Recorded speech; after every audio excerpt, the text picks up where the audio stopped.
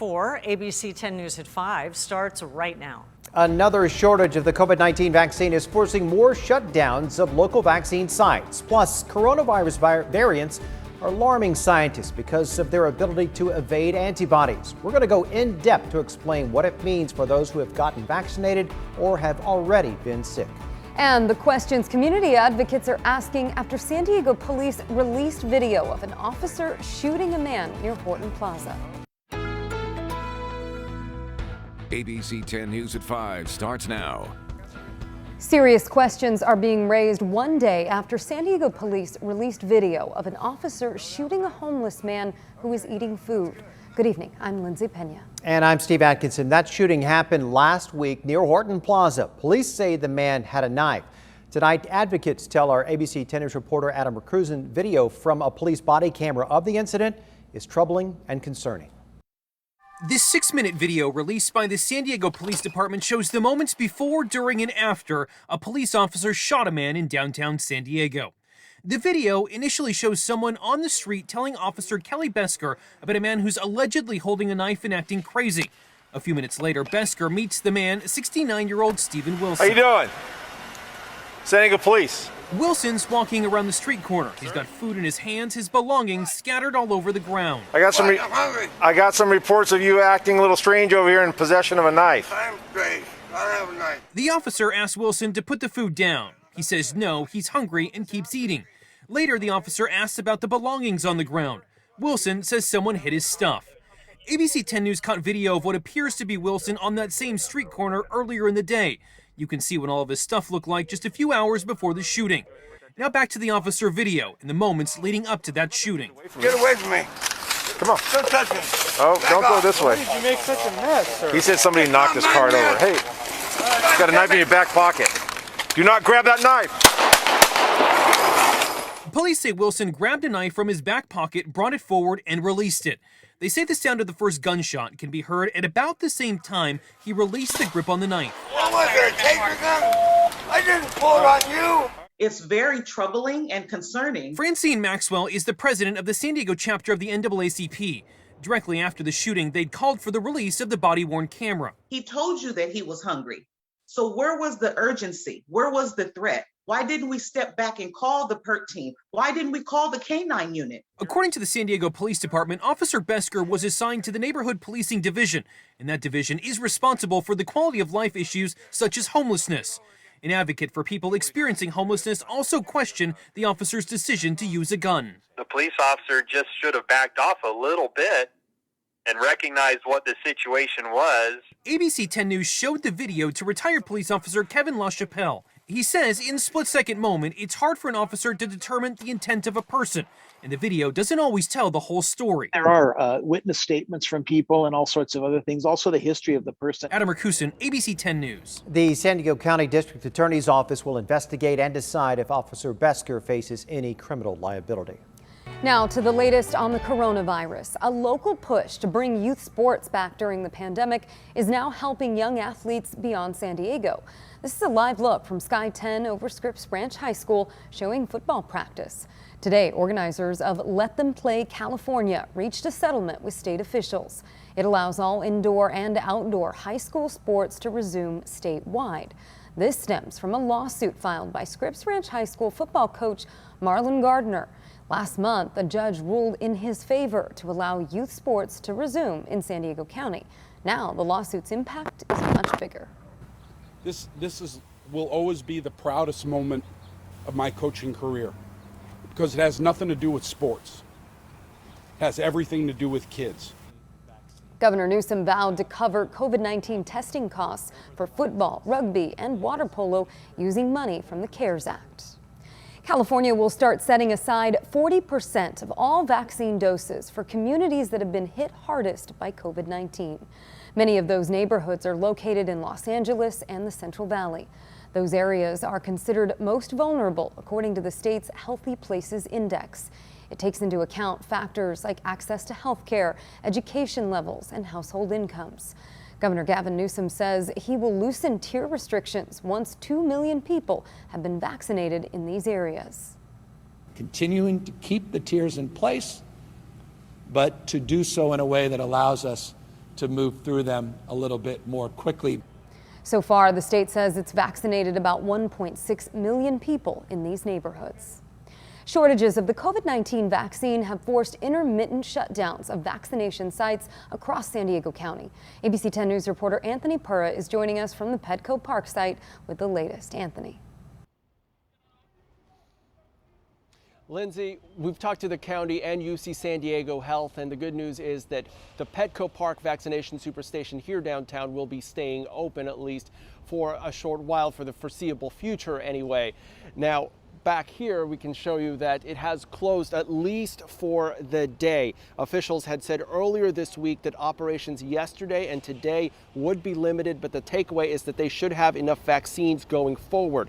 The site was closed for 4 days from Saturday through Tuesday, as you remember, following a shortage of vaccine supplies. I do want to show you some video from yesterday when it reopened in the midst of a storm that was moving through the county. It paused operations for about an hour due to lightning in the area, and that caused an hours-long backup in traffic and people waiting to get vaccinated. We asked county leaders about reopening Petco as well as the vaccine supplies going forward.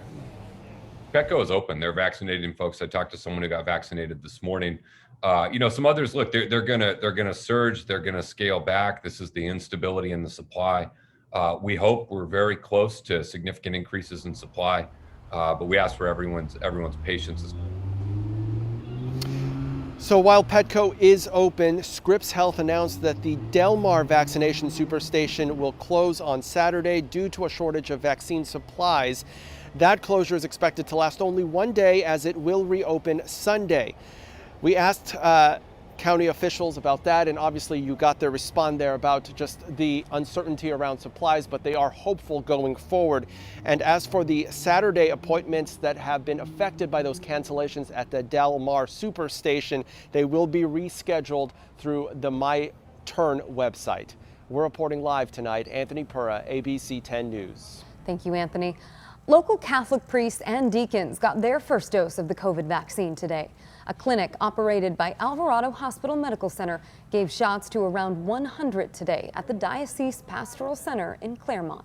Auxiliary Bishop John Dolan, who participated in Pfizer's initial study, was on hand to encourage participants.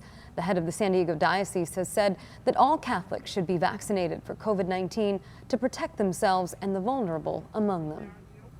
In other news, U.S. Capitol Police have requested a 60-day extension for the National Guard presence at the Capitol.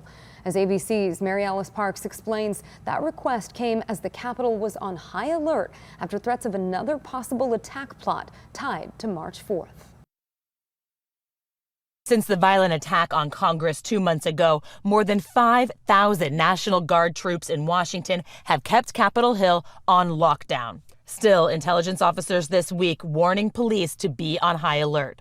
Speaker Nancy Pelosi downplaying the change was due in part to security concerns. Senators still working. I'm confident the security is adequate to make sure we can get our work done. The FBI sharing in a bulletin that an unidentified group of violent extremists had discussed plans to take control of the Capitol and remove Democratic lawmakers. March 4th significant for some right-wing organizers who falsely believed former President Trump would return to office today. March 4th, the original date of presidential inaugurations. During his first public testimony this week on the January 6th attack, FBI Director Chris Wray discussing how hard it is to discern real plots in online chatter. Social media piece of it is a huge issue, and it's something that we and everybody in law enforcement struggles with right now. How to separate who's being aspirational versus who's being intentional. Experts say the attack on the Capitol showed how conspiracy theories and lies, especially those perpetuated by high-profile leaders, can lead some to violence. Though he was a target that day, former Vice President Mike Pence shocked many in Washington Wednesday with a new op-ed again making unfounded suggestions about voting irregularities without offering any examples. Now, there's no evidence that rioters have returned to Washington, but there's also not yet a final decision on how long those National Guard troops will stay. Mary Alice Parks, ABC News, Washington. Andrew Cuomo. New York Governor Andrew Cuomo came under fire from the state's GOP chairman today. The Republican chair held a news conference to address a Democratic plan to strip emergency powers away from Cuomo. And now those same people have to live with the fact that these cowardly leaders are going to give the governor carte blanche. I mean, there's already an executive order on basically everything down to your shoe size in this state. It's way too intrusive.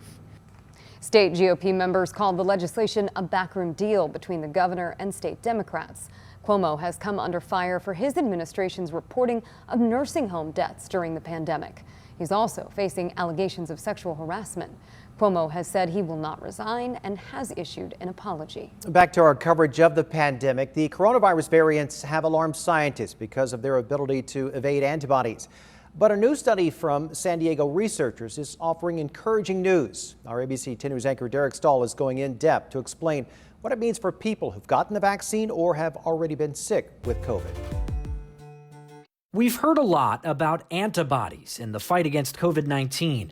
They're really important, and variants like the one first found in South Africa can evade many of the antibodies produced by the leading vaccines.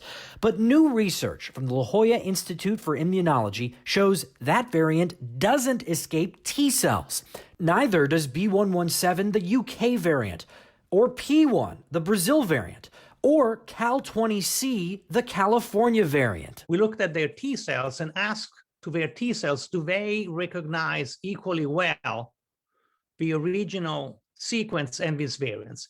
And the answer is that they do. Dr. Alessandro Setti and his colleagues took the genetic code from all 4 leading variants and rebuilt them in the lab in fragments. Then they tested the fragments against T cells from people who had gotten the Pfizer or Moderna vaccines.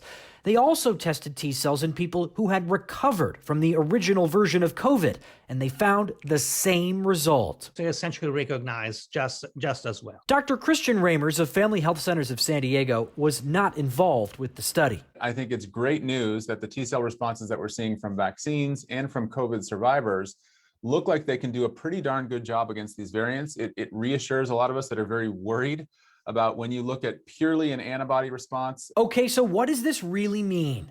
Antibodies, which look like the letter Y, can attach to a virus and disable it before the virus enters our cells, preventing someone from getting sick in the first place. T cells, on the other hand, only kick in once the virus has infiltrated and set up shop. They recognize infected cells because infected cells shred little pieces of a virus and they present it on their surface. And so the T cells patrol the body, and if they see a cell that has this fragment of a virus on top, they go and kill it. In other words, T cells won't stop you from getting infected with a variant. You might still get sick, but there's growing evidence from LJI and others suggesting T cells can keep you from getting severely sick. If they were to encounter a variant, even if the antibody response would be providing less of a protection against infection, once infected, it's possible that the T cells may modulate the disease severity. This T cell data may help explain why Johnson & Johnson's vaccine was nearly just as effective against severe disease in South Africa as it was in the U.S., even though the South Africa variant brought down its overall effectiveness. Experts say more studies are needed to figure out just how protective T cells are, but it's another good reason to get vaccinated fast. Derek Stahl, ABC 10 News. This latest study from the La Jolla Institute is a preprint, meaning it hasn't been peer-reviewed as of yet. The scientists are hoping that early data could help fine-tune booster shots against the variants.